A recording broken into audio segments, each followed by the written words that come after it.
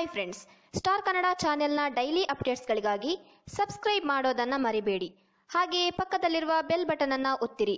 ನಾವು ಅಪ್ಲೋಡ್ ಮಾಡುವ ಎಲ್ಲ ವಿಡಿಯೋಗಳು ನಿಮಗೆ ಬರುತ್ತದೆ.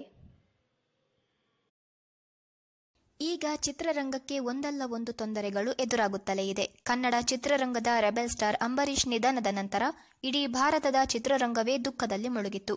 ಇಂತಹ ದುಃಖದಲ್ಲಿರುವ ಚಿತ್ರರಂಗಕ್ಕೆ ಇತ್ತೀಚೆಗೆ ಮತ್ತೆ ಶಾಕ್ ಆದಿತ್ತು.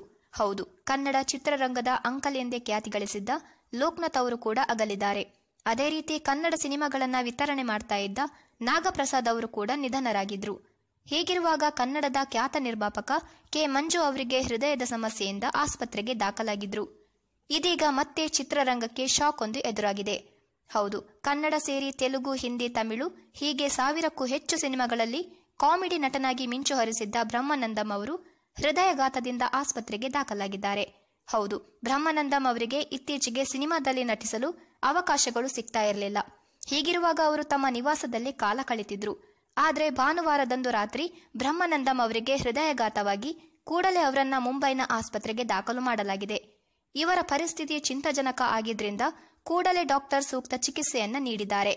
ಕೆಲ ಮೂಲಗಳಿಂದ ಬಂದ ಮಾಹಿತಿಯ ಪ್ರಕಾರ ಬ್ರಹ್ಮಾನಂದಂ ಅವರು ಚಿಕಿತ್ಸೆಗೆ ಸ್ಪಂದಿಸುತ್ತಿದ್ದಾರೆ ಎಂದು ತಿಳಿದು ಬಂದಿದೆ. ನೀವು ಕೂಡ ಅವರು ಬೇಗ ಗುಣಮುಖರಾಗಿ ಬರಲಿ ಅಂತ ಆಶಿಸಿ ಹಾಗೆ ನಮ್ಮ ಚಾನೆಲ್ನ ಸಬ್ಸ್ಕ್ರೈಬ್ ಮಾಡಿ.